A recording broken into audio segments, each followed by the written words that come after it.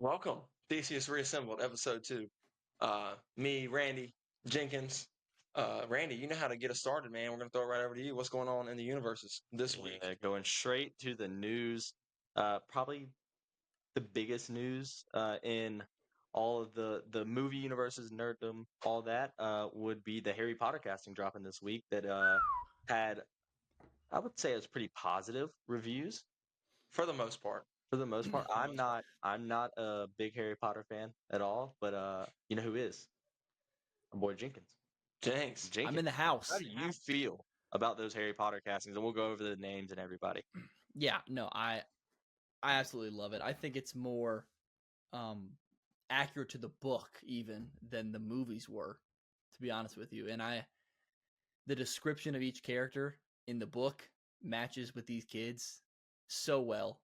And we'll talk about that more. But yeah, no, I love it. I think it fits in with the cast they're trying to build right now too. And I love that they're the right age. I didn't expect that. They're like the exact age that they need to be. How about that? I absolutely love it. And unfortunately, I've seen a ton of heat that they've been catching, and I think it's ridiculous. So I'm gonna hop on my high horse real quick, okay? And at all Harry Potter fans of the universe, whatever, I think you just have to get over yourself. All right. There's been 7 Batman. I'm a Batman lover. There's been 7 Batman. There's been 3 Spider-Men. I mean, you go on and on. If you really love the universe, right, you should be encouraged in the fact that it's now going to continue through into a new legacy. It's going to reach a new generation of fans. And now, is it going to have the exact same like magic that was made through the first set of movies? Probably not. Maybe not. But you don't know. You don't know. And to see it to continue, I think it's something you should be happy about. People are just mad that they're touching it again. That's been the biggest hate. Not really the cast, but the fact that they're just doing anything at all has been the biggest backlash. That they're just making a new series. They're like, don't even touch it. But like, that's not how you should be. I don't think. Yeah. Rejoice in our new thing and get behind it, support it. Yeah. If you got beef with this, like, just don't watch it. I definitely think though this is more for the fans of the books than it is to people who maybe just wanted the original movies. If you love the original movies enough to where you're like a fan of the whole series now and like have never read the books, then I can see how you'd be excited for it. But like if you're a diehard Harry Potter book fan, this I feel like is gonna be a little bit more you're like what you're looking for than what you got out of the You movies. should absolutely love this. Yeah. A whole season for a book, right? for a book for one book, Which is sick. I think Randy nailed it too with like I mean, people are getting mad because like obviously they love the movies and they didn't want the movies to be touched, but like the movies aren't going anywhere. If you don't want to watch this and you like the movies better, go back and watch the movies. You don't have to watch this. And that makes me mad for sure. Yeah, you can always say, "Hey, Daniel Radcliffe is my Harry Potter." You'll always be able to say that. Yeah. Yes. I mean, we got Bryce over here still thinking Christian Bale is the best Batman, and Robert Pattinson now exists, and that's crazy to me. Hey, I'm a big The Batman fan. It has creeped into my top 10 Letterboxd movies of all time. So it's got my love for sure. These great roles. I mean, multiple people can play them. Absolutely. So the casting: Dominic McLaughlin has been cast as Harry Potter. Arabella Stanton is Hermione Granger, and then Alistair Stout is Ron Weasley. Of the 3, I mean, they really nailed the Ron Weasley look. I think I think all 3 of them are really good. They went 3 for 3. I really think that. So I'm very excited. I'm gonna follow this series from beginning to end. I'm very excited for it. So looking forward to that. We'll talk about Harry Potter, and that's gonna be really interesting, knowing that you said you're not a big right. I've never seen this. If you're gonna let that be your first, I'm gonna let it be my There's gonna be so much fun on the pod. Is gonna be, you've seen them all, right, Bryce? Yeah, and I actually so in college I was able to take a Harry Potter class my senior year. That's insane. That was still so jealous of you for that. Yeah, it was unbelievable. I was on the wait list of the same class. Anyway, I had to weasel my way into it. Yeah, but we got it to work. I have like basic knowledge, but nothing serious. So that's gonna be. I'm gonna of course watch the movies. Maybe coincide with the series somehow. But there you go. That's gonna be really cool to get your perspective as it's happening. So the next big news from the week was the Fantastic Four. Gonna compete for to be the movie of the summer. I think it'll be between that, Batman, and maybe the new Jurassic Park movie. There's a Batman movie coming out. I said Batman. I'm sorry. That's on Oh, me. my bad. Katie, All right, my fix bad. that in the edit. We'll get that edited Superman. out. The Superman movie. The Fantastic Four got a public screening this week. Yes. A preview screening. So they had a big premiere down in Mexico, I believe. Correct, Jenkins? CCXP. It's like a Yes. I guess it's like a Comic-Con. Right. Yeah. So in Mexico City. This was not that. This was like a public screening to kind of early workshop the movie. Sure. And the initial reports coming out of the screening, with no spoilers, were that it was the worst was that it was just okay to good. The high end was that it was outstanding and everything we wanted of it, which is really, really exciting. Right. And but it is not a completely normal thing for Marvel to do these public screenings. Yeah. So the fact that they did one, is it more of we're looking for last minute edits and we want to see, or we made some last minute edits and we want to see how the fans react, or we aren't 100% confident and we need to see how fans are going to react to this? James, you want to go first on that? Yeah, I think it's probably a little bit of both. Like, obviously, they want to gauge how good it is now and if they need to edit it in any way, because they can still do that. I mean, they edit movies up until the day they come out. But I think it's also like, if it was really good, to get the word out this soon, because I think making it this early and people already thinking about it will make them go get tickets. And I think tickets come out like in a couple of weeks. So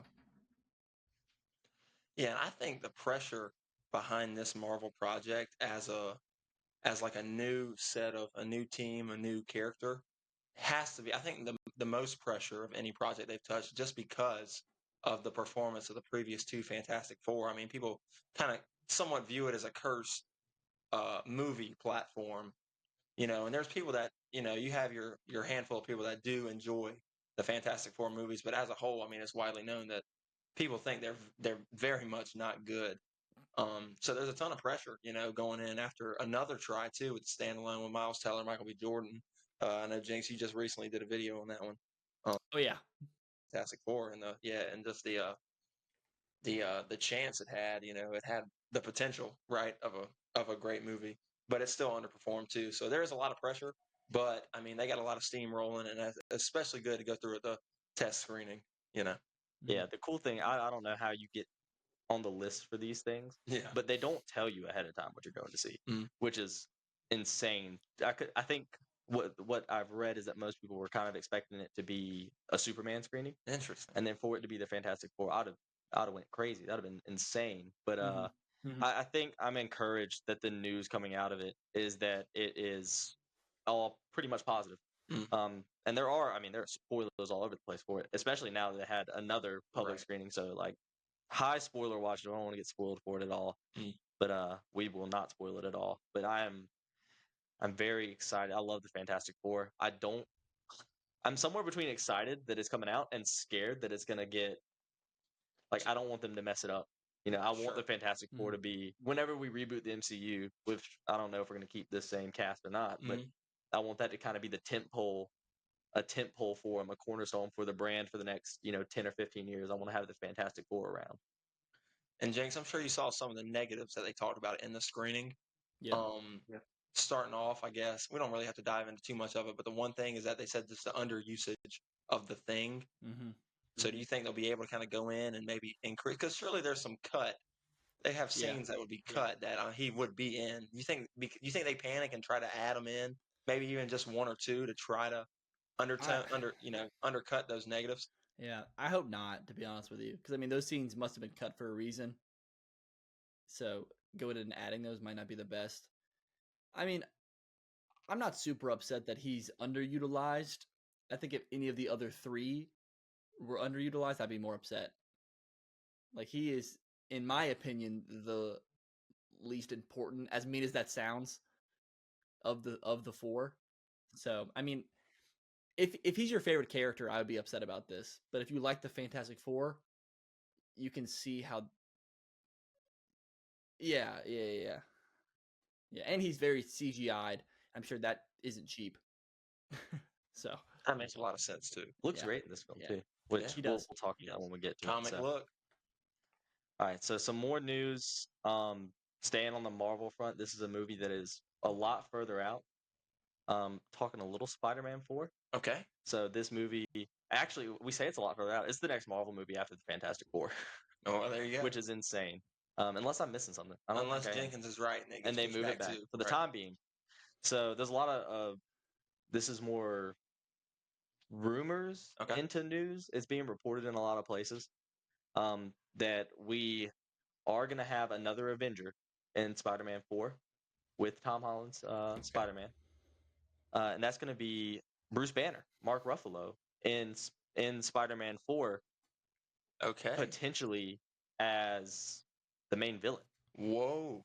Savage Hulk as the main villain. There's been a lot of villains rumored. Scorpion, Boomerang, Tombstone, but that's kind of popped up in the news cycle and multiple different places where we procure our news is that the Hulk is at least for now being talked about as maybe the main villain of Spider-Man 4. And as a Spider-Man guy, right, I thought we were doing like a grounded, like we're getting our own. That's all I've seen. I kind of want a standalone Spider-Man where he doesn't have another Avenger with him. Sure. But I do think, we've talked about the gap in the schedule that maybe we could move Spider-Man to in between the two Avengers. It could also, we could get, I don't know the film rights, but we could get like a World War Hulk movie set on Battle World, which would be really cool. Finally get his standalone movie. And this would be, to use Spider-Man 4 to build to it would be interesting. But yeah, I don't know how I feel about that personally. Jenkins, where were you about to go with that? Because I know you got excited when he was about to talk. Not excited. I'm very much against this because I think this is not the place to bring the Hulk in. I think this needs to be a Spider-Man movie. Yeah, so I agree with you. I don't think this is the spot to bring Hulk back into the scene. So that is really excited for Spider-Man 4 regardless. I mean, it's going to make $1 billion no matter what they do. He's already had his crazy cameo in the end of Shang-Chi anyway. So they also, another rumor is Mr. Negative, which I think would be so much fun to see in live action. But, I mean, Spider-Man's Rogue Gallery rivals Batman and how deep you could get, It's up there. It's not as good as Batman, it's up there, obviously, but it's. I mean, it's. You would say that. You would say that. Though. We can argue that one day, but I'd be really excited. I definitely think Scorpion needs to come back to resolve the homecoming post-credit scene. Adrian Toomes is the Vulture, so that's where they cross over. Yeah. On to the next bit of news. We have a little bit of Star Wars news for you, Bryce. Let's go. I don't know how you're going to react to this. It is something maybe not too shocking, but a little still sad. Sure. Mark Hamill, Luke Skywalker, absolutely has said officially on the record that he's done. He's not coming back as Luke Skywalker, and any future sagas or any sort of cameo role like he had in The Mandalorian. Some thought maybe we'd get to see him in Mandalorian and Grogu movie coming up soon, but he says nope, not doing it. Cool. He even this was not the same interview, but even went and said that he would love to see.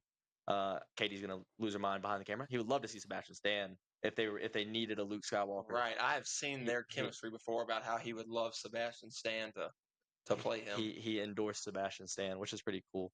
I am 100% on board. The Star Wars community as a whole has been begging them to find the creativity to move beyond the Skywalker saga anyway. And obviously it's a huge moneymaker. It's what made people fall in love with it in the first place. So it's hard to distance yourself from it. And the Star Wars community as critics are as tough as it gets. Oh my gosh. Over the top. Oh. The worst. The worst. The worst. I love you. Yeah. Star Wars. I love you, Star Wars fans. We can be the worst. I try to not be that and be very open to a lot.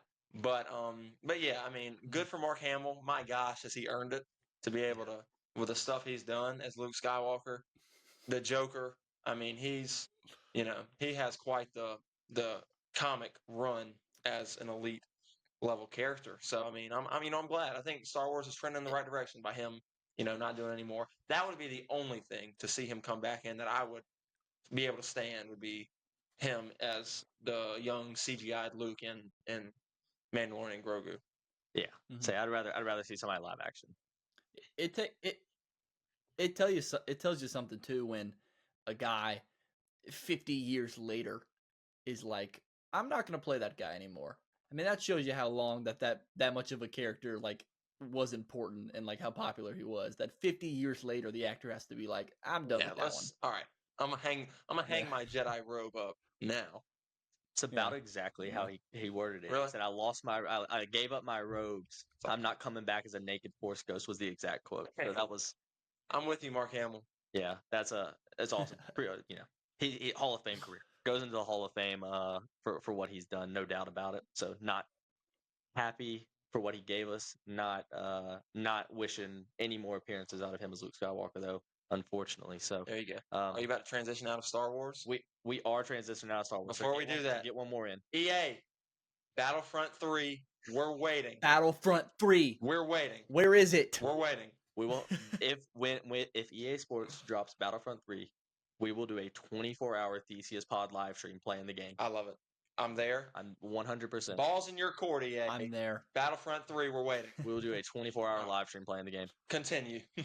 So a little bit more news. Speaking of somebody hanging it up, Chris Hemsworth had a big statement celebrating 15 years as Thor this week, which sounded a lot like a goodbye to the character. His ominous post was crazy. Extremely ominous, which is if I'm not mistaken, was he one of the chairs? He's in there. He's in it. Definitely in it. I'm not sure if he's been. He's there. Was he one of the 35 chairs that they put on the live stream? He was the first chair. Was he the first? No, he's in it. Shout out him. Yeah, he is in it. I couldn't remember for sure. So he's definitely in the movie. I have already perfectly. I mean, the comic books gave Thor the perfect death where he rushes in the battle. I don't remember exactly who beside, but the guy he's with looks at Thor and says, "Will you save me a spot, or will you meet me in Valhalla? Will you save me a spot in Valhalla?" And Thor looks at him and says, "Brother, today I will race you there." If we get that scene in live action as a send off to Chris Hemsworth, that's one where you stand up and start throwing stuff in the theater. That'll be top 5 MCU scenes of all time if that's how they send him off. And I think his 15 years, they're talking about a Thor 5. Yeah, I know. So you got to find a way to. If he's gonna leave, you got to find a way to get it in before this. Which he could be. You know, he could be the gap in between the Avengers movies. Could be. What's up, James? Yeah, I need Thor 5. Okay. Yeah. You can't send me off with Love and Thunder. That's so true. They gotta. I can't have that. And then you can't leave me off with giving me 2 seconds of Roy Kent as Hercules and then be like, yeah, that's it. Yeah. They not about a lot of doors on that one, actually. Yeah. I'm so scared that Hercules is going to be one of those post-credit scenes that we just they're like, oh, that never happened. What happened? Whatever happened. Because I love oh my gosh, I can't remember the actor's name. Roy Kent. Oh. I can see his face, but I cannot remember Russell his name. No, it's not Russell Crowe. No, that's Zeus. For Zeus. He's Zeus. No, we're talking about Hercules. Who'd you say? It's Roy Kent. It's Roy Kent from Ted Lasso. I don't know his name. I don't know his name either. He's a tremendous stand-up comedian and a great writer, and was a good. Oh, Brett Goldstein. Thank you. There you go. But it is. Yeah, I think he'd be a tremendous Hercules. I think that'd be if Hercules is the one. I think it's Hyperion maybe in the comics that is with Thor in that scene. But if it's Hercules, they kind of turn into like a frenemies thing, and that's the conversation they have as they rush into battle, knowing that they're gonna die. That would be so sick. But yeah, so that was a little bit newsworthy. They made the list for sure. And then, so we have one more news, and then we're gonna lead into our segments. Okay. Actually, a segment's gonna lead into the last bit of news, but that's okay. So the box office, our editor, our Oracle, brought this up to me. Okay. The box office for the last 2 weekends now. The big movie release, Mission Impossible. I think it's 8 with Tom Cruise. I believe it's 8. Yeah, 7 before. So big movie of the week released. Also released was another Disney live action, Lilo and Stitch. Yes. Mm-hmm. Do you have any guess on who won that box office battle? Oh wow. I think I know. I mean, for this to be a segment, yeah, to be brought up on the pod, I'm guessing it's the insanity of Disney fans, and Lilo and Stitch went and edged them out in the box office. Blew them out the water. Wow. Give me the number. Opening weekend. So Lilo and Stitch actually beat Thunderbolts opening weekend. It did like 150 million. It beat Mission Impossible by $80 million. it more than doubled them up, which is insane because I haven't heard a lot of good things about the Lilo and Stitch movie. I have heard only bad things about Lilo and Stitch. Like, I'm being I haven't seen the completely movie yet. honest. I'm gonna see it at some point, but apparently the endings change. They've changed stuff throughout the movie. They didn't put they had Pleakley, but they didn't put what's his friend's name?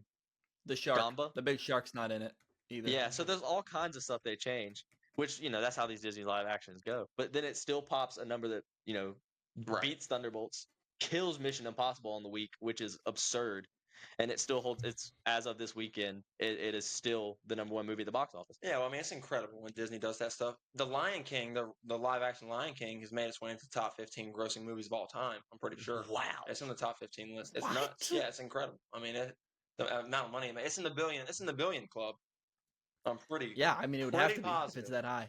Yeah, people have got to stop. Like everybody, it's rare to come across somebody like, you know what, I really like what Disney's doing with these live actions. But if they keep making money like this, why would Disney stop making them? Why stop? I'm with the executives on that one. I mean, there's not. I can't think of a singular Disney live action that they could release now that I'm like, I'm gonna go see that opening night. I'll go see Frozen and Tangled opening night. When that comes. Treasure. Were you about to say Treasure Planet? That'd be. If they did a live action Monsters Inc. on there, that'd be crazy. I don't know how you do it. That's okay. No, listen. This is another tiff I have with these movies. Okay. Okay. Talk to me. Same with Lion King. All right. We got to stop calling these things live action. You know what? That's a great point. That is not. They did not film anything. That is CGI. The whole movie. This is. And Monsters Inc. would be the same thing. That's not. There would be one live action. They would have a little girl running around, which would be really tough. I don't know how you'd film that. Yeah. But it would be just her. So that's a great point. 100% correct, and that we got to stop that. That is true. Well, that has made me mad. I'll get on the live action Lion King. Until you train real lions to do this, you're not allowed to call it that. That'd be sick, though. That'll be 20 years from now. They'll remake the live action Lion King with real lions. That would have to upset some activists. PETA would be all over that. Yeah, PETA would be on that movie. That would be. Gosh, they'd be on set. Yeah, that would be a South Park sketch for sure. That'd be real interesting. So yeah, I will say though, this. Hold on, I have an opinion about that. Yeah. I think, in terms of like live action remakes, this isn't Disney, but I think DreamWorks making How to Train Your Dragon live action works. That guy. Yeah, people are like cannot wait for this movie. Well, let me tell you, Jenkins doesn't have to wait for it, and he made that very well known. I saw it 2 months ago. No way, the live action. I saw it in March. I did. I heard in LA driving by because they had the posters everywhere. Yeah, right. We ride by him, Jenkins would just tap me every time. He's like, "Hey, it's a great movie." Is it? I mean, little spoiler free, quick little review there. Is it as good as? I feel like it's really hyped up. Said, "Go ahead." Oh, it's good. It's great. No, it's fantastic. Yeah, I mean, it's just as good. He went so far as to say he thought it might have been better. It might be better. Only because that's a big one to stand. It's live action, so all the dragons are real, all the fire's real, live action. all the the expressions from the actors I feel like hit harder. The big moments hit harder because it's all real and it feels more relatable because it feels like you could be in that world. So I don't know. I think Astrid in the live action movie, the real dragons are there. Live action. I think the live action Astrid is so much better than the cartoon, the animated. And people were hating on that casting. She's so much better. I think the animated Astrid voice actor, no hate, not great. Sure. That'll be our guest on the pod next week. We'll get the voice actor to respond to that. Flip things. Yeah. She's great. She's great. Yeah. We'll lead with that. So, but no, that movie comes out in 2 weeks.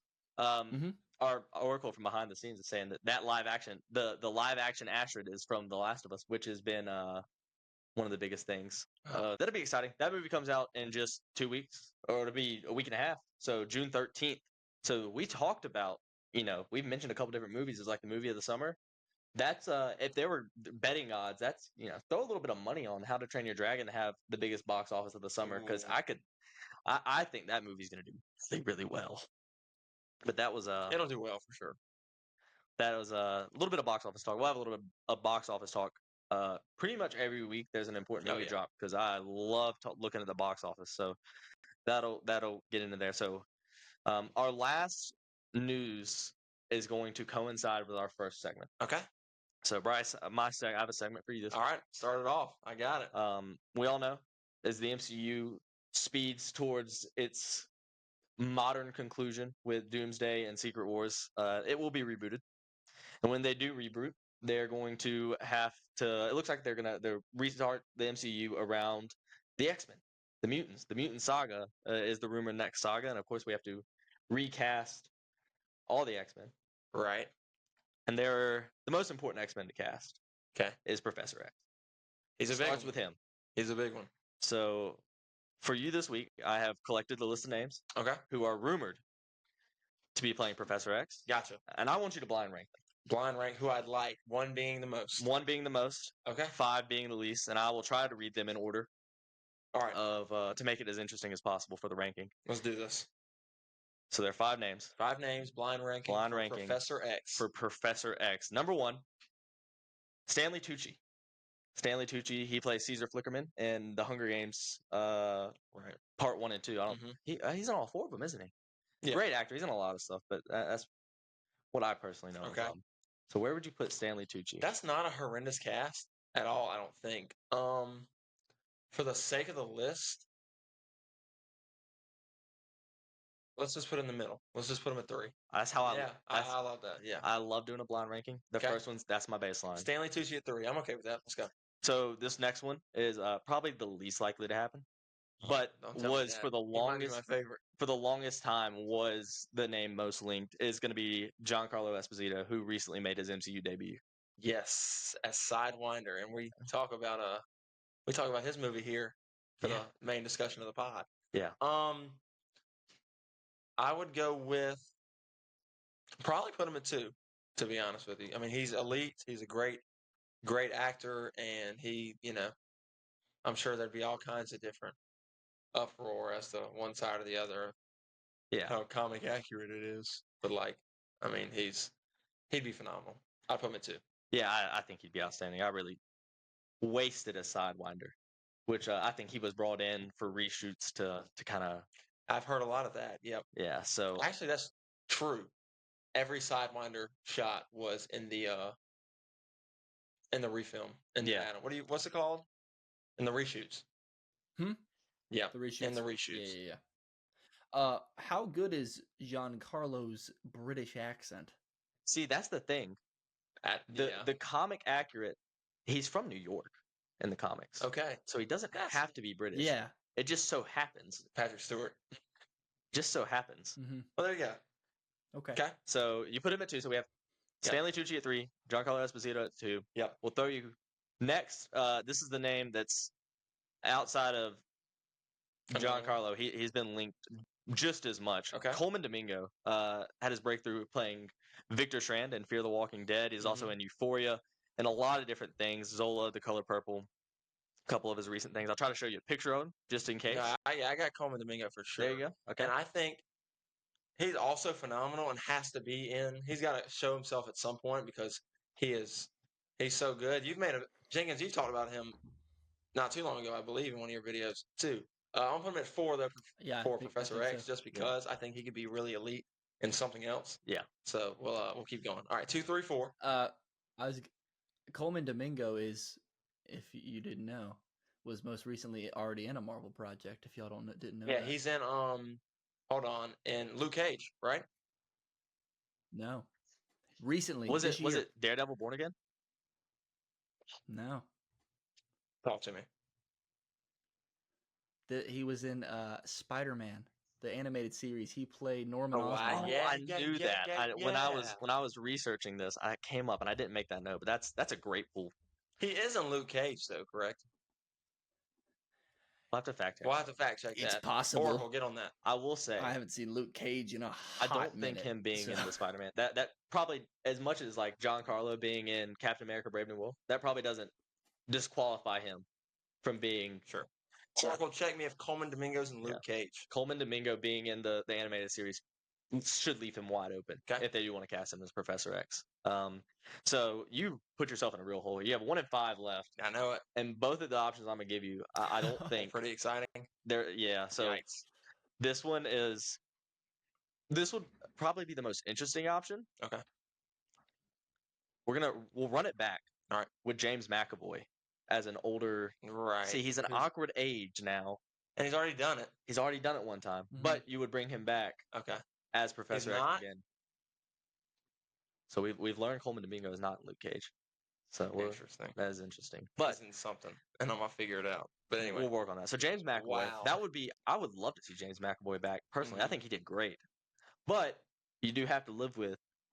He has done it before, and I still don't think he's significantly older than the X-Men they're going to bring in. And I think that Professor X has to be established as noticeably older. Now I'm sure they can go in and make him look however they want to because it's that elite in cinema nowadays. For absolutely not at 5, but I'm going to put him at 5 just because for my spots left. Yeah, I don't blame you. He's 46 years old, so not the right age. I don't think. Do you agree with that, Jenkins? Yeah, I mean, I don't want to see him again. He's already done it, and if they're going to recast him, surely they wouldn't do it. So 5 might be a good spot. 5 might be. I think 5's a great spot. And I think you left number 1 open, and you got a great one. So this is the most recent name that has been circulated as being involved in the discussions, and it is a name that immediately got me up out of my seat. All right, Bryan Cranston. Whoa, Bryan Cranston as Professor X would be super cool.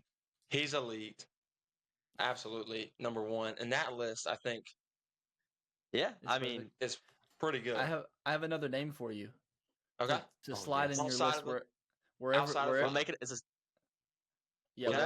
Wherever you may like, you can slide this name in. This is my number 1. I don't think he's been rumored or anything. But if I had to cast this role, I'm going with Ewan McGregor. That'd be cool. That would be cool to see. Once you said Ewan McGregor, you're never gonna get a bad word from me. I love Ewan McGregor. Ewan McGregor's hair is phenomenal, though. I know. That'd be He's terrible been to bald in multiple projects, though, and he looks great.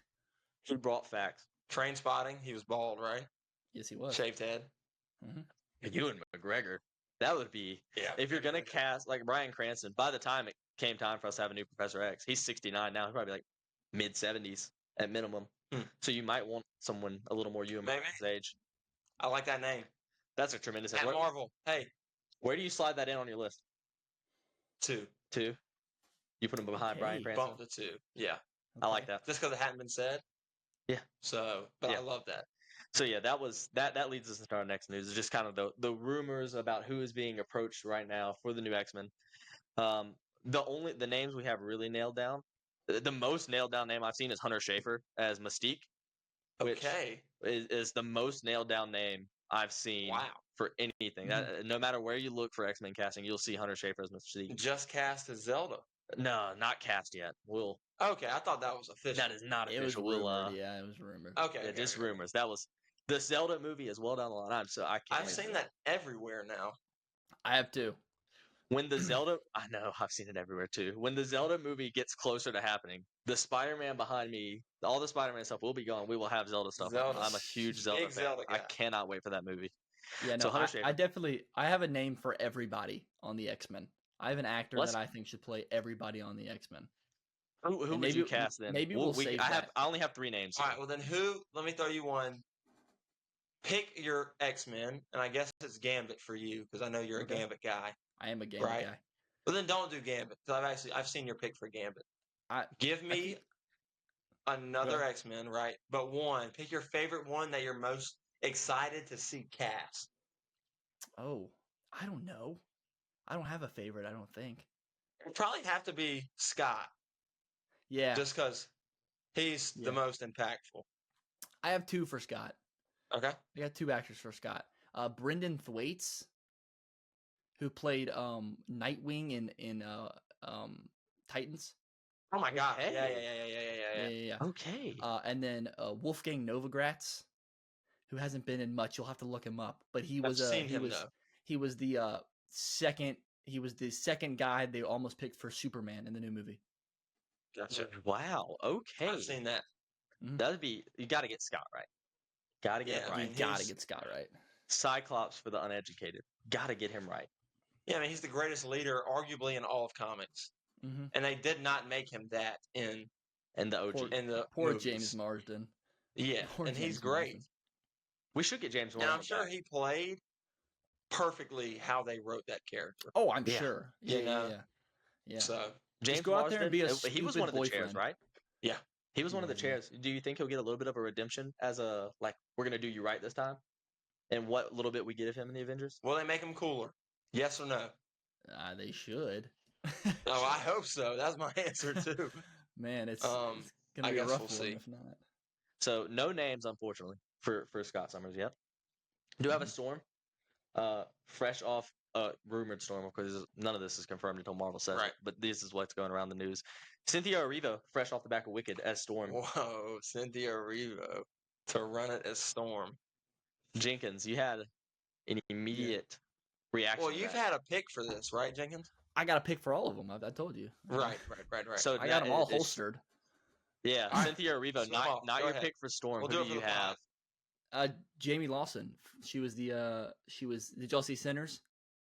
Oh yeah. Okay. She's Preacher Boy's little fling. Okay. Yeah. It's not bad at all. No, not bad at all. And Sinners is incredible.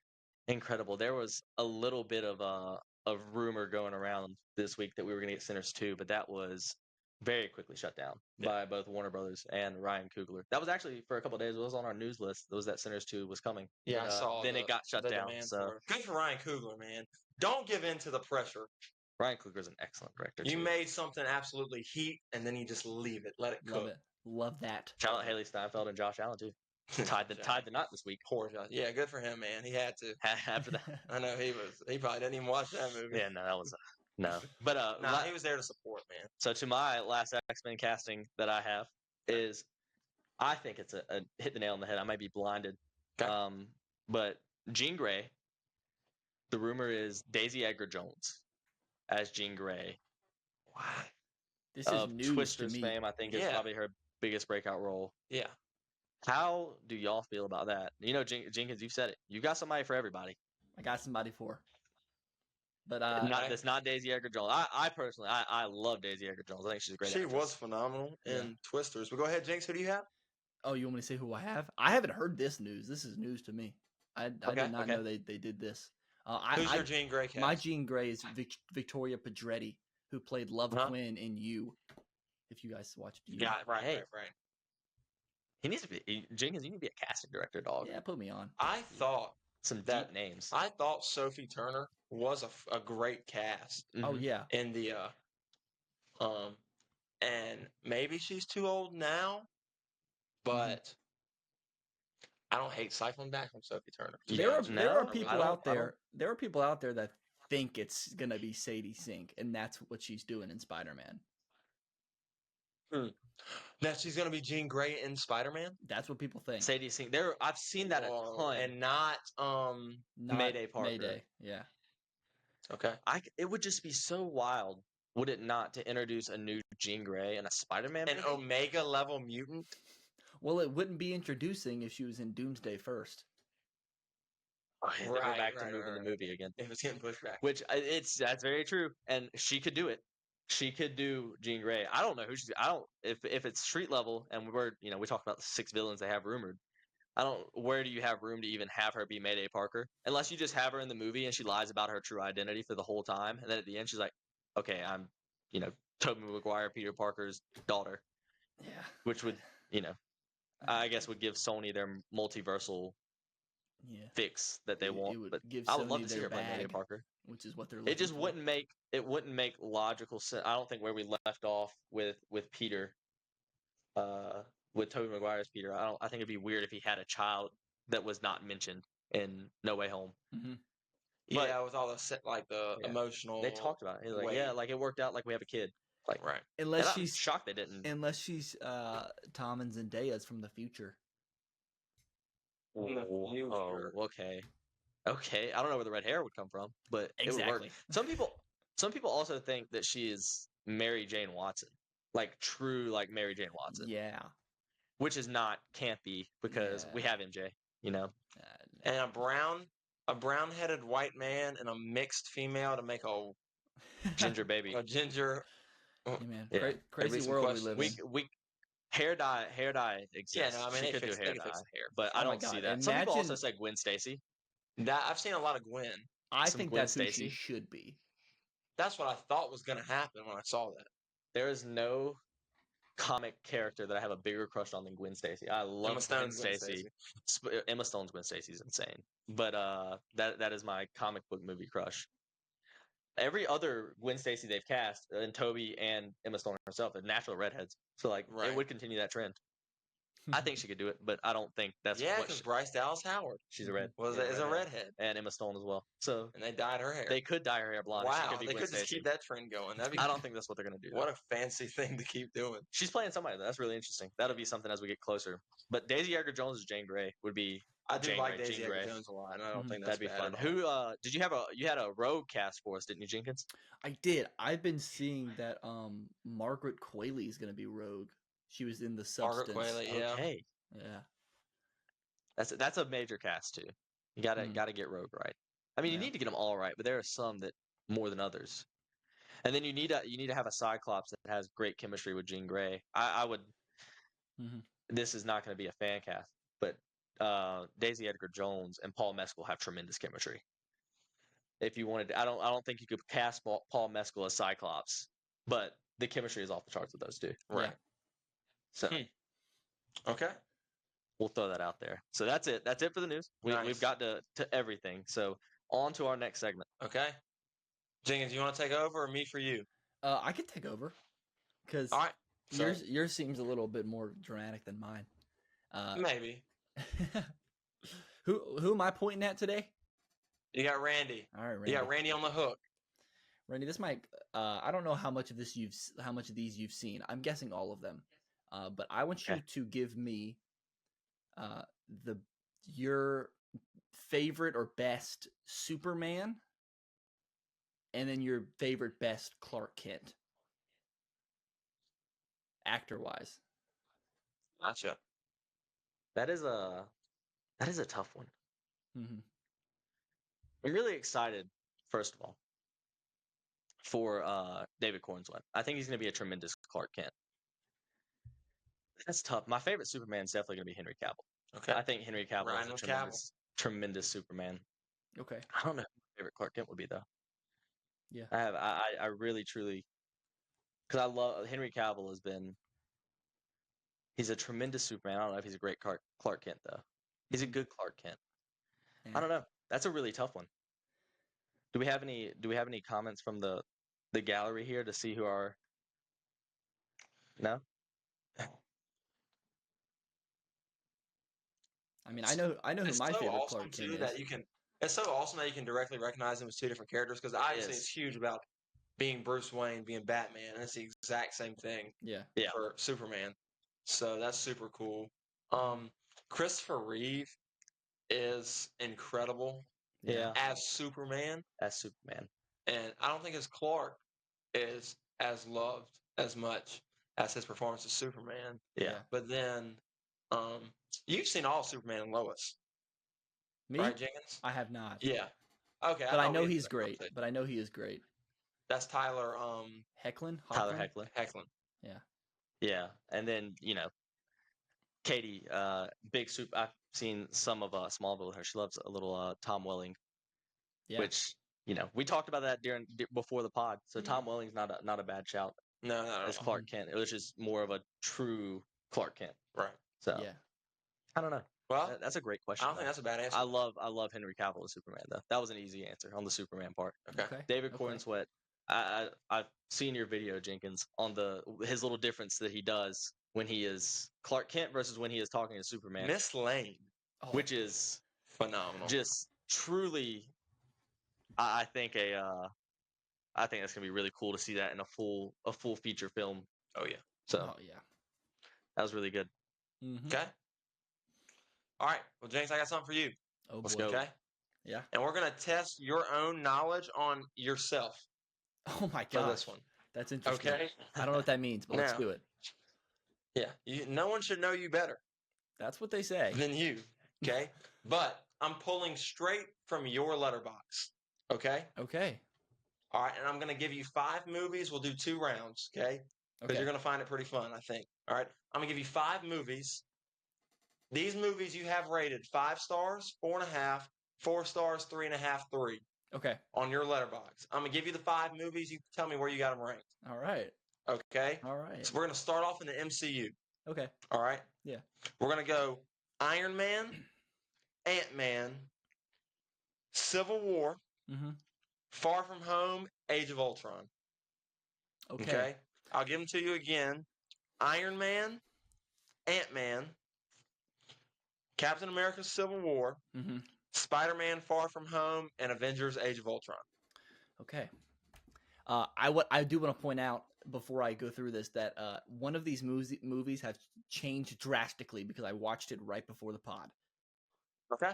But I'll get to that at the end. And that's another part of it is hearing you explain some scores too. Yeah. So that's perfect.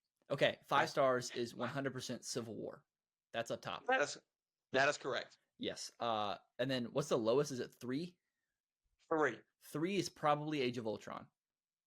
Absolutely correct. Okay. Now the next ones are difficult. So it's Ant-Man, Iron Man, and Far From Home. Correct? Yes. Yep. So 4 star. Okay. Is wait, what is it here? 3, 4? 3, 3.5, 4, 4.5, 5. Okay, 4.5 is Iron Man. Yes, it is. 4 is Ant-Man. Yes, it is. And then and that leaves Far From Home to be 3.5. There was a major change to this list. Okay, which one? Age of Ultron is getting bumped up. This hot take incoming. I've watched both of these movies recently. Age of Ultron better than the first Avengers. What? So serious. Now I can certainly stand with the fact that Age of Ultron gets way too much hate. It's incredible. Yeah.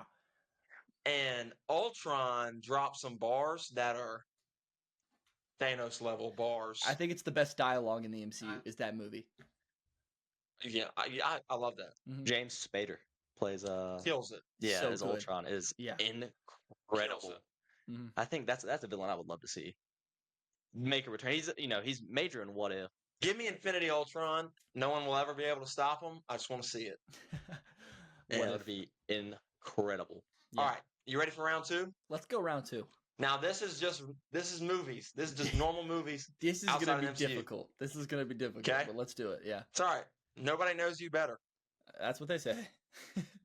All right, so the 5 movies I got for you for round 2. Okay. Yeah. Titanic, Forrest Gump, John Wick, The Princess Bride, and Harry Potter and the Sorcerer's Stone, or Philosopher's Stone, however you want to view it.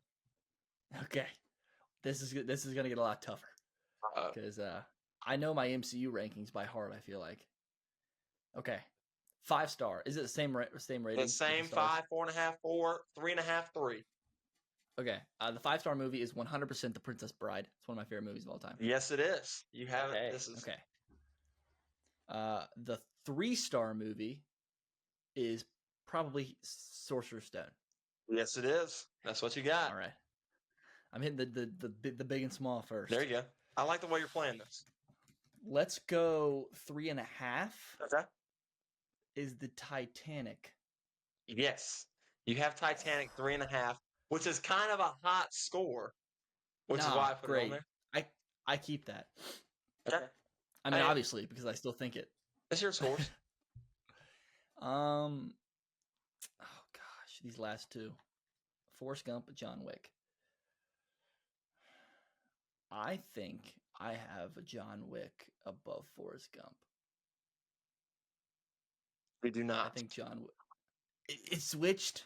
Dang it. Very good run, though. Imagine I go 10 for 10. 10 for 10. That would have been absolutely impressive. 8 for 10, very So you impressive. got John Wick at a 4 star and Forrest Gump at a 4.5.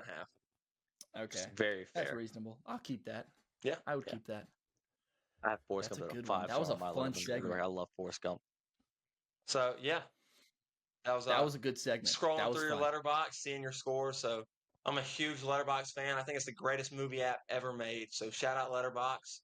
And I remember them starting, and now they're on every single red carpet, which is incredible to see. So shout out Letterbox. Use you every day. You're incredible. You're amazing. Oh yeah. Yeah. Yeah. So that's kind of that's all of our segments. We can dive into the, just the main belly of the pod today, and wrap it up. So Captain America, Brave New World. Okay. Well, one of the more recent projects. So we're just kind of hitting these two main projects before we go diving into the summer. And we'll have plenty to talk about at that point. Not near as hot critically, and in the Marvel community as Thunderbolts. Understandably, I mean Thunderbolts was, very successful and well executed. Jenkins, if you want to start again, Yeah. what about Captain America: Brave New World? Give your broad opinion on what you liked, what your biggest problem was, and kind of why it has the aura around it, not in a great way, but just the aura around it that it does.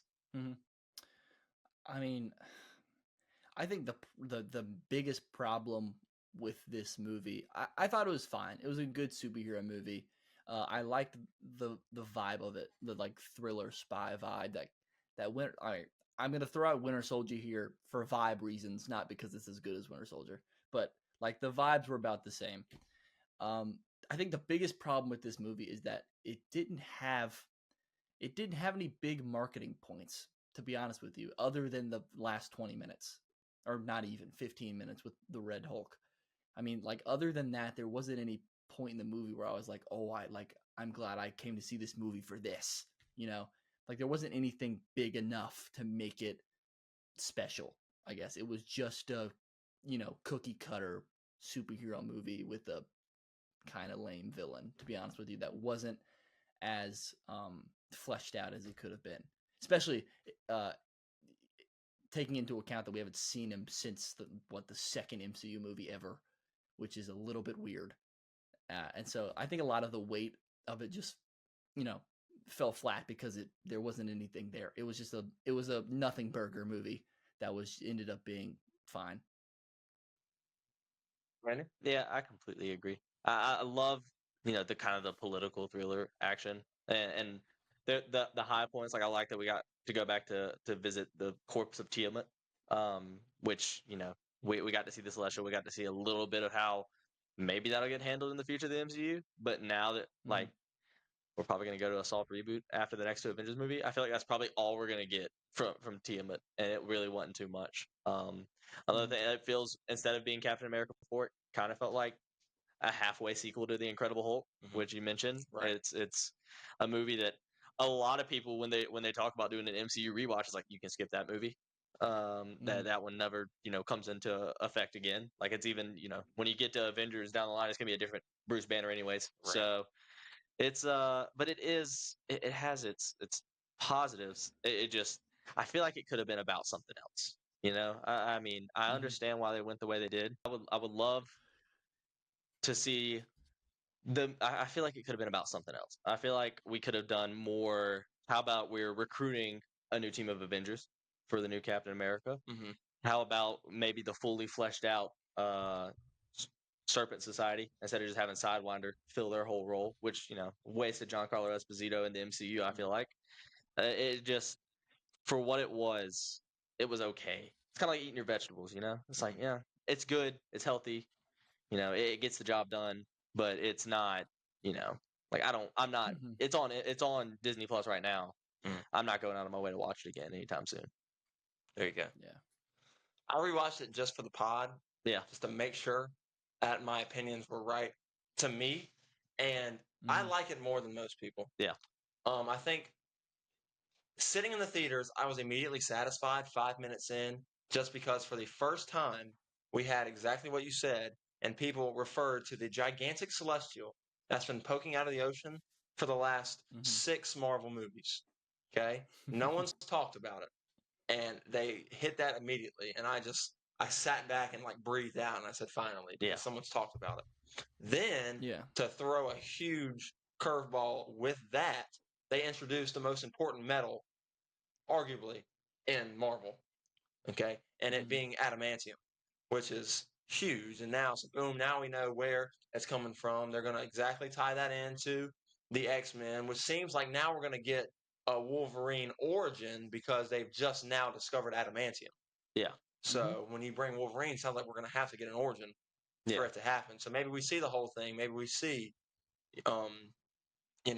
Project X as a whole be fleshed out. I think the biggest problem I had with Brave New World was the probably the plot holes that they put into it by having Samuel Stearns, who's this brilliant scientist pulling CIA strings. Apparently, he's been there for the last 16 years. Yeah. So you can point back to numerous Marvel movies down the line and say it could have been Samuel Stearns doing this the whole time, all along. He's the one that's doing this. He's the one that's doing this. Yeah. For the entire and then we get introduced to him, and it starts happening like this, right? So it gets super rushed, introducing someone with that much magnitude that he could have. Yeah. I thought the lead up to Red Hulk was very anticlimactic. They missed their opportunity.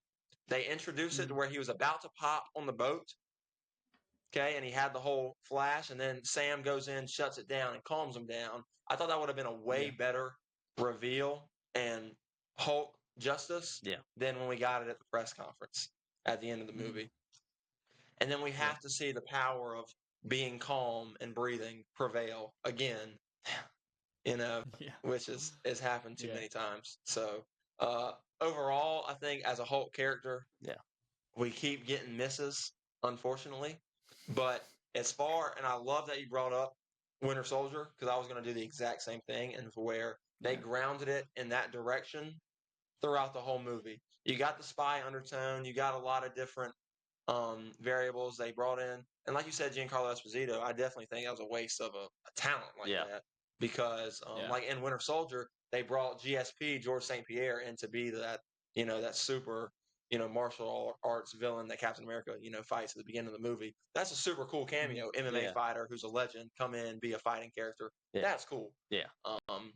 And like we said, all the Sidewinder shots were all reshoots anyway. Yeah. So to go with somebody that big as an actor in that situation, that was interesting. I thought he was great. Obviously, he's going to be. Yeah. But I thought Sam was great. Yeah. As Captain America. It's a marketing thing with the big name, They didn't think the movie was quite what they wanted it to be. They throw in a big name in there. Maybe it'll help a little bit with the box office. And sign me up for Joaquin Torres. For sure. Yeah. I loved it. So I definitely think he's got a bright future. Like you mentioned, the bones of a great film were there. I mean, like you mentioned, add some vibes of Winter Soldier. So it was there. And you make a good point with the team thing too. It did introduce adamantium. So like that, I don't think they did that for nothing. Sure. So they obviously have a way to tie that in post reboot plans, I guess. Right. So makes sense. So it's it'd be interesting to see how they go with it. But I thought Captain America was great. I thought Sam Wilson did a great job as Captain America. They went away from his whole identity crisis. They were able to cover that in Falcon and the Winter Soldier, and they did a good job with that of him wrestling with his title. Now you get to see him own it and run with it, and it's cool hearing everybody address him as Cap. That we're able to to take that step in the MCU of Steve Rogers he's out the picture now. Yeah, so it's cool. It's the direction we're headed. Very excited to see him come back and with his Avengers team and the new Avengers movie. Interested to see who he's going to have. All right, Jinx, real quickly, tell me what you're most excited to see in Fantastic Four coming up. Oh, great question.